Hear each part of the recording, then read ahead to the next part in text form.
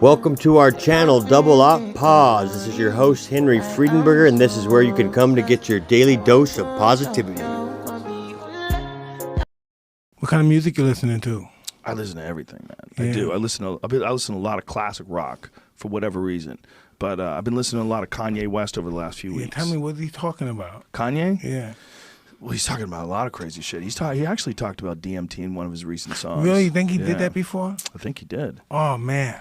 Well, I know he's friends with Kid Cudi. Mm-hmm. Kid Cudi's been in here, and Kid Cudi's had some psychedelic experiences. Yeah. Once you go there, it's just you don't want to do nothing else again. Well, it puts it all in the perspective. It lets you see that as much as this thing seems to be important, this is all temporary, and you're a part of forever. And it also allows you to become comfortable with death. Yeah. Yeah, you know who's had that? Larry Hagman. Remember that guy Dallas? Yeah. From JR from Dallas. He did an interview with CNN once. And I Dream of Genie as well. Yeah, that's right. He sprung it on him on CNN once. He was talking about how he did acid. He took a big dose of acid, and he's never worried about death ever again. That it just alleviated his worry about passing on. That's wild. It's just because I felt the same way. And I said, wow, it doesn't matter anymore. Yeah.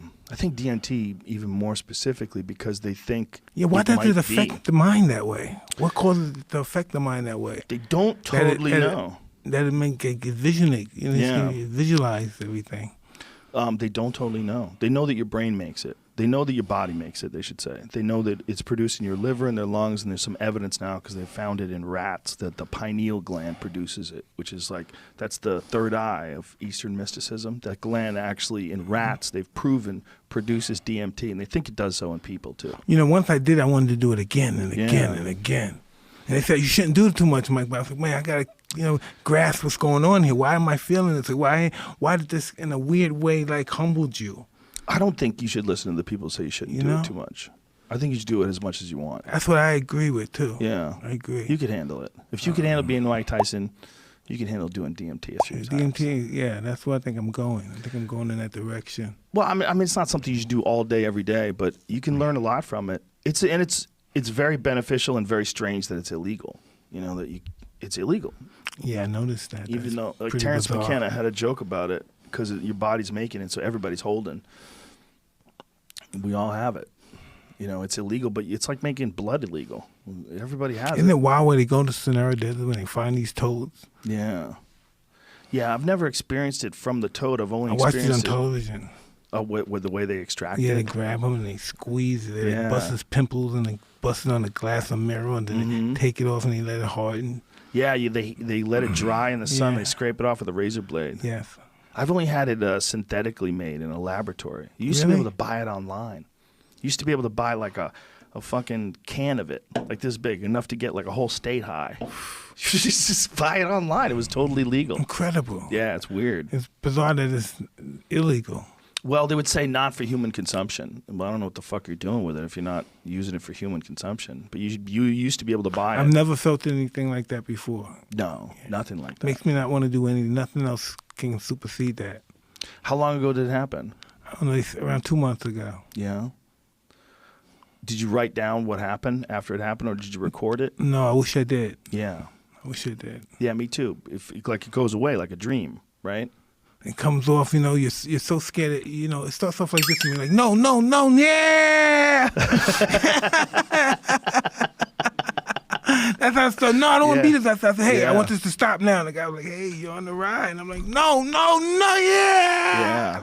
I love it. Yeah. I love you. Yeah, you love everybody. Yeah, so spazzed out. Yeah.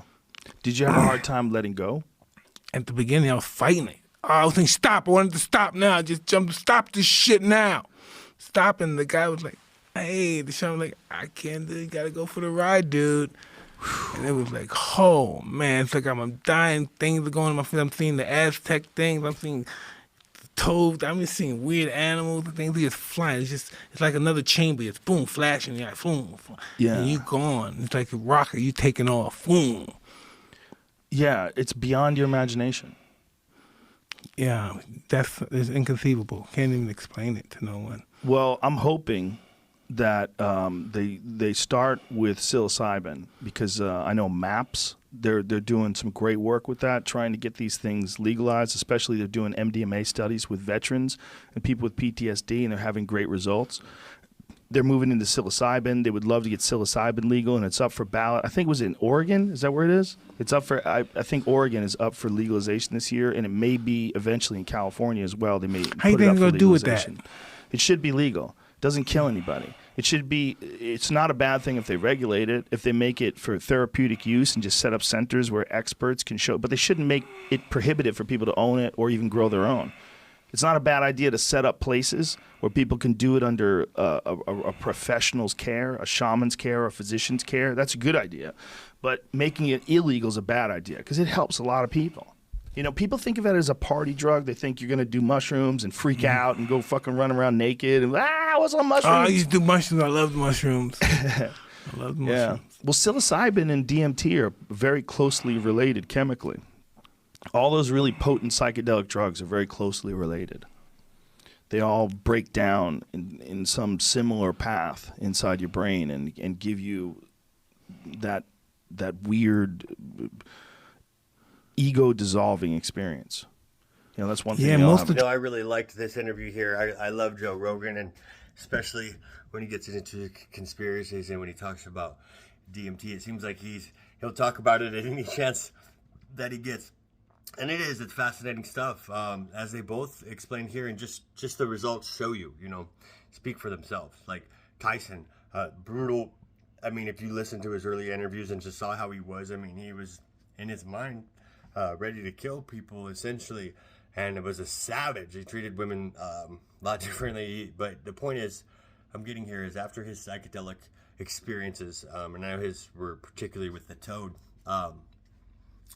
it humbled them. Like that destruction of ego and being completely humbled and having these similar experiences where they see something that's constantly changing, yet it's able to give you these deep emotions at the same time. It's emotions so powerful that you just cry for no reason, like flooded, and it feels relieving as if something were healed. At least that was my experience. So I wouldn't knock it off as just being drug use. I think there's plenty of value to it.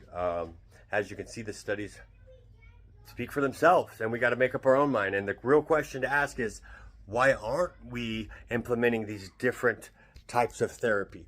Why? Because there's a different agenda, and that's what I believe, that there's an agenda for those that are invested in this pharmaceutical companies that they give these people and prescribe them with, that are addicted or that have these mental health issues. So that's just something to think about. I'm not going to say one way or the other, but kind of know where I lean. With that, go ahead and hit that like button, comment, let me know what you thought about the video, and share our video. With that, we'll see you guys again.